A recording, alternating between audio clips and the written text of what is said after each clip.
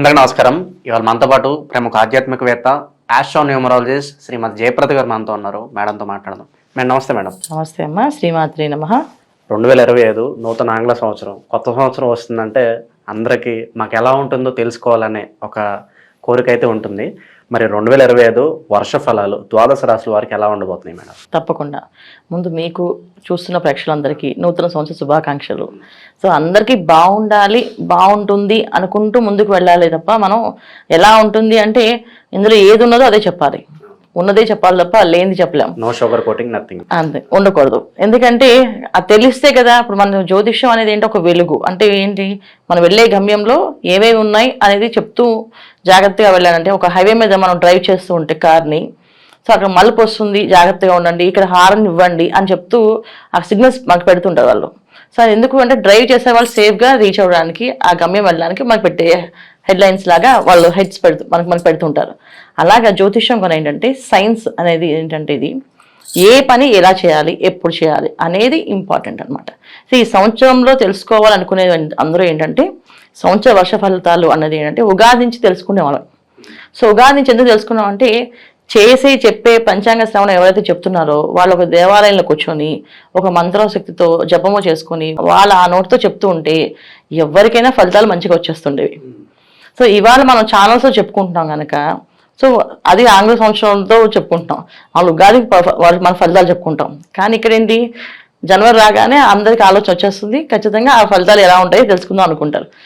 ఎప్పుడైతే ఈ ఫలితాలు తెలుసుకుందాం అనుకుంటున్నారో వీళ్ళందరికీ ఏంటంటే కొన్ని విషయాల్లో బాగుంటుంది, కొన్ని రాసుల వాళ్ళకి, కొన్ని రాసులకి కొన్ని ఇబ్బందులు ఉన్నాయి.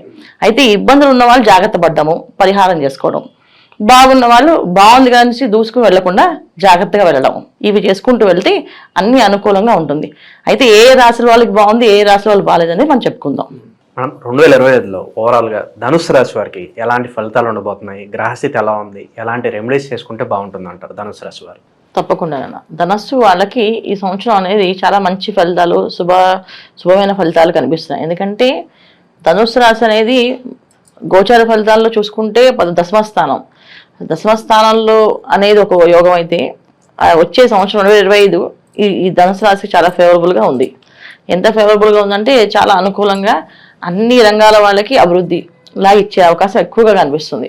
సప్తమ స్థానంలో గురువు బ్రహ్మాండంగా యోగిస్తాడు. తర్వాత తృతీయ స్థానంలో శని భగవానుడు యోగిస్తున్నాడు. ఇప్పుడు జనవరి నుంచి మే వరకు శని భగవానుడు, మార్చి వరకు శని భగవానుడు యోగిస్తూ ఉంటే తర్వాత మే నుంచి గురువు యోగిస్తున్నాడు. అంటే రెండు గ్రహాలు బాగా యోగించే దశ అంటే యోగమైన జాతకం అన్నది. ఎందుకంటే రెండు పెద్ద గ్రహాలే, ఆయన ఇచ్చేవి ఈయన ఇచ్చేవి రెండు కూడా ఏంటంటే అసలు మళ్ళీ ఎవరు లాక్కోలేనివిటివి, అవి ఎప్పటికీ మనని వదిలేసి వెళ్ళేవన్నమాట. అంటే ఏంటి అంటే శని భగవానుడి అనుగ్రహంతో ఒక ఇల్లు కొన్నామంటే ఆ ఇల్లు తరతరాలుగా అలా ఉండిపోతుంది. అది అమ్మడానికి ఒప్పుకోడైనా అమ్మే అవకాశమే రాదు. అది అమ్ముదాం అనుకున్నప్పుడు ఆ కావాల్సిన డబ్బు ఏర్పాటు అవుతుంటుంది. సో ఆ ఇల్లు అమ్మే అవకాశం ఉండదు అనమాట. చాలా మంది అనుకుంటారు ఈ ఇల్లు మాకు లక్ష్మీప్రదంగా, లక్ష్మీ గృహంగా ఉండిపోయిందండి అంటుంటారు. ఎందుకు అంటే రీజను అక్కడ శని భగవానుడు ఒక అనుగ్రహంతో ఆ ఇల్లు కొని ఉంటారు వాళ్ళు. దానివల్ల ఏంటంటే అది తరతరాలు ఉండవలసింది తప్ప అది ఎప్పటికీ తరగని ఆస్తి, అలా నిలబడే ఆస్తి ఏదైనా ఉంటే శని భగవానుడు ఇప్పిస్తాడు. ఇది బ్రహ్మాండమైన యోగంగా ధనస్సు రాశి వాళ్ళకి గృహయోగం, వాహన యోగం చాలా యోగ్యంగా. అంటే ఎంత బ్రహ్మాండంగా అంటే ఒక వాహనం కొన్నా అది బ్రహ్మాండంగా లగ్జరీగా వచ్చే అవకాశం ఎక్కువగా ఉంది. అలాగే ఒక గృహం కొన్నా చాలా అన్ని అనుకూలంగా ఆ గృహంలో వెళ్ళిన వేళ విశేషం అన్ని జరిగేటట్టు కొన్నాయి. సో ధనస్సు రాశి వాళ్ళకి బాగుంది అనడానికి బ్రహ్మాండంగా ఉందని చెప్పుకోవచ్చు.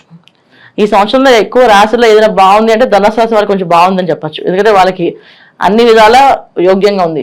చిన్న చిన్న వ్యాపారాలు చేసే వాళ్ళకున్న అభివృద్ధి అనేది ఉంది, వాళ్ళకు గుర్తింపు అనేది వస్తుంది. శని భగవానుడు తృతీయ స్థానంలో ఉండడం వల్ల ఏంటంటే ఒక మనిషిలో ఉండే టాలెంట్ ఏదైతే ఉందో అది బయట పెడతాడు ఆయన. ఎంత చిన్న టాలెంట్ ఉన్నా అది బయట తీసుకొచ్చి అది పెద్ద బహిరంగంగా చేసి ఆ టాలెంట్ని వాళ్ళకి అర్హత అని చెప్పేసి పేటెంటెడ్ రైట్స్ లాగా ఆ టాలెంట్ వాళ్ళని గుర్తింపు చెప్పేసి వెళ్ళే రకంగా చేసేది శని భగవానుడు. సో ఈ తృతీయ స్థానంలో శని భగవానుడు ఇంత యోగ్యంగా ఇస్తాం. అంటే చిన్న చిన్న వ్యాపారస్తులు కానీ, చిన్న చిన్న ఉద్యోగస్తులు కానీ ప్రమోషన్లు రావడం కానీ, వాళ్ళకి ఆలస్యంగా వాళ్ళకి పెద్ద ప్లేసుల్లో ఉద్యోగాలు రావడం కానీ, ఇంకొక ఉద్యోగానికి వెళ్ళడం కానీ, ఇంకో ప్లేసెస్కి వెళ్ళడం కానీ, విదేశాలకు వెళ్ళడం కానీ, అక్కడ సెటిల్ అవడం కానీ, విదేశాల్లో ఉన్న వాళ్ళకి మంచి అనుకూలమైన సంబంధాలు రావడం కానీ, వివాహాలు అవ్వడం కానీ, ఇవన్నీ కూడా ఏంటంటే మే వరకు శని భగవానుడు బ్రహ్మాండంగా కావాల్సినవన్నీ చేసేస్తున్నాడు. అంటే ఏంటి అంటే ఒక విధంగా చెప్పాలంటే ఏది అడిగితే అది ఇవ్వడమే అన్నట్టుగా జరుగుతుంటుంది. సో ఇది ధనుసు రాశి వాళ్ళకి మే వరకు. మే తర్వాత గురువు యోగిస్తున్నాడు బ్రహ్మాండంగా. సో గురువు ఎప్పుడైతే సప్తమ దృష్టి చూస్తాడో, శుభగ్రహం ఎప్పుడైనా సప్తమ స్థానంలో ఉంటే అన్ని శుభ ఫలితాలంటే మనకి పరిచయమైన వాళ్ళు, మన వ్యాపారం చేసేవాళ్ళు, వ్యాపారంతో మనతో పాటు ముడిపడి వ్యాపారాలు చేసేవాళ్ళు, మనతో చుట్టూ ఉండేవాళ్ళు అందరూ కూడా మంచి వాళ్ళే ఉంటారు. ఇప్పుడు ఒకవేళ మనం చెడ్డతనం మన దగ్గర చెడు ఉన్నా సరే ఈ మంచి వాళ్ళతో కలిసి మనలో ఉన్న చెడ్డ గుణం మాయమైపోతుంది అనమాట. అలాంటి ఫలితాలు ఇచ్చే శుభ ఫలితాలు ఇచ్చేదే గురువు. సో అంటే వాడు చెడ్డవాడైనా మంచి స్నేహితుల వల్ల మారాడు అని అంటారు. అలాంటి తత్వం కూడా ధనుసు రాశి వాళ్ళకి యోగ్యంగా బ్రహ్మాండంగా కనిపిస్తుంది. సో వీళ్ళకి ఈ సంవత్సరం అన్ని అనుకూలంగా చాలా బ్రహ్మాండంగా ఉంది. ఇది బాగాలేదు బాగుంది అని చెప్పాను కదా. కాకపోతే అన్నిటికంటే ఏంటంటే రాహు ఎప్పుడైతే శని రాహులు ఇద్దరు మారుతారో అప్పటి నుంచి కాస్తంత ఇబ్బంది ఏంటంటే వీళ్ళకి కాస్త ఆలస్యం, ఆటంకాలు, తెలియకుండానే ఒక రకమైన బద్ధకం. అంటే వాళ్ళకి తెలియదు ఇంత బద్దకిస్తున్నాము అనే విషయాన్ని, తర్వాత చేద్దాంలే అని ఒక భావం రావటము, తర్వాత చేద్దామని, లేకపోతే నా వల్ల అయిపోతుంది జస్ట్ 5 minutes పని 2 minutes పని అని అనుకునే తత్వము రావడము, కాస్త కొంచెం గర్వము కాస్తంత బద్ధకము రెండు కలిసి వస్తాయి అన్నమాట. అది వాళ్ళకు గుర్తించలేరు. అలాంటి పరిస్థితి ధనుసు రాశి వాళ్ళకి కాస్త మే తర్వాత వస్తుంది.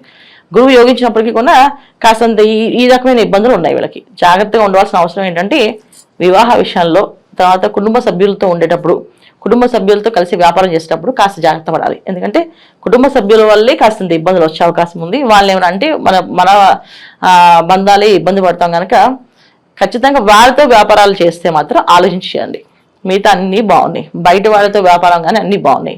ఇంట్లో వాళ్ళతో మాత్రం వ్యాపారాలు కానీ, అంటే ఇంట్లో వాళ్ళు కలిసి అందరూ కలిసి తలో ₹1 వేసుకొని ఒక వ్యాపారం మొదలు పెడదాం అనుకుంటే అది కాస్తంతే ఇబ్బంది పెట్టి కాస్త గొడవలు తీసుకొచ్చి నేనే గొప్పగా చేశాను, నేనే బ్రహ్మాండంగా చేశాను అని చెప్పే తత్వము ఎవరికి వాళ్ళకి అనిపించేటట్టుగా చేపించి వీళ్ళతో ఏదో ఇప్పుడు బాగుంది అంటే అన్ని బాగున్నాయి దేవుడి వరగా ఏదో కాస్తంత ఇబ్బంది పెడతారు కదా, అప్పుడే మన మనిషిని గుర్తిస్తాడు. అందుకని ఇవి జరిగే అవకాశం ఉంది కనుక ధనుసు రాశి వాళ్ళు జాగ్రత్త తీసుకోవాల్సింది ఏంటంటే వ్యాపారాలు చేసుకునే వాళ్ళు ముఖ్యంగా ఇంట్లో వాళ్ళతో బిజినెస్ కలిసి చేద్దాం అనుకున్నప్పుడు జాగ్రత్తగా ఆలోచించేస్తే తప్ప మిగతా అన్ని రంగాల్లో ఉన్న వాళ్ళకి బ్రహ్మాండంగా అభివృద్ధి ఉంది. ప్రొఫెషనల్స్గా ఉండే వాళ్ళకు చాలా అభివృద్ధి ఉంది. ఉద్యోగాలు ప్రయత్నాలు చేసే వాళ్ళకి ఉద్యోగాలు రావడము, మంచి ఉద్యోగం ప్రమోషన్తో రావడం కానీ బ్రహ్మాండంగా ఉంటుంది. ఉద్యోగం అంటే శాలరీ 10,000 వచ్చినా చాలా అనుకునే వాళ్ళకి 20,000 30,000 వచ్చే అవకాశం కూడా ఉంటుంది అనమాట. అలా చిన్న అనుకున్న మంచి ఫలితాలు కనిపిస్తున్నాయి మనకి. సో ధనుసు రాశి వాళ్ళకి ఈ సంవత్సరం బ్రహ్మాండంగా ఉందని చెప్పచ్చు. దానికి బాగాలేదని చెప్పట్లేదు. కాకపోతే వీళ్ళు చేసుకున్న ఆరాధన, దైవారాధన కంపల్సరీగా ఉంటుంది. ఎందుకు అంటే ఇక్కడ బద్ధకాన్ని, అహంకారాన్ని మన మనసులో కానీ మనలో కానీ రాకూడదు. వస్తే అక్కడి నుంచి మన జీవిత పతనం కింద మారుతుంది. అందుకని ఏంటంటే ప్రతి నిత్యము వీళ్ళు చక్కగా శివాలయానికి వెళ్ళడం, శివారాధన చేయడము, ప్రతి శనివారము చక్కగా స్వామివారికి చుట్టూ అంటే నవగ్రహాల ప్రదక్షిణాలు చేయడము చేసుకుంటూ వెళ్తే ఎటువంటి ఇబ్బందులు రావు. సో చేసుకుంటూ వెళ్ళడం అనేది నవగ్రహ క్షేత్రాలకు వెళ్ళడం కానీ, కుంభకోణం లాంటి ఒకసారి వెళ్ళి రావడం కానీ చేస్తే అంటే ఏదైనా వాళ్ళ జాతకంలో గ్రహస్థితులు అనుకూలంగా లేకపోయినా ఇబ్బందులు ఉన్నా అవి కొంచెం తొలగి బ్రహ్మాండంగా ఈ గోచర ఫలితాన్ని పూర్తిగా అనుభవించగలుగుతారు. ఇవి వీళ్ళు చేసుకోవాల్సిన పరిహారం. 2025లో ఓవరాల్గా ధనుసు రాశి వారికి ఎలాంటి ఫలితాలు ఉంటాయి, అలాగే మీరు చేసుకోవాల్సిన పరిహారాలు తెలియజేసినందుకు ధన్యవాదాలు. నమస్తే అమ్మా. శ్రీమాత్రే నమః.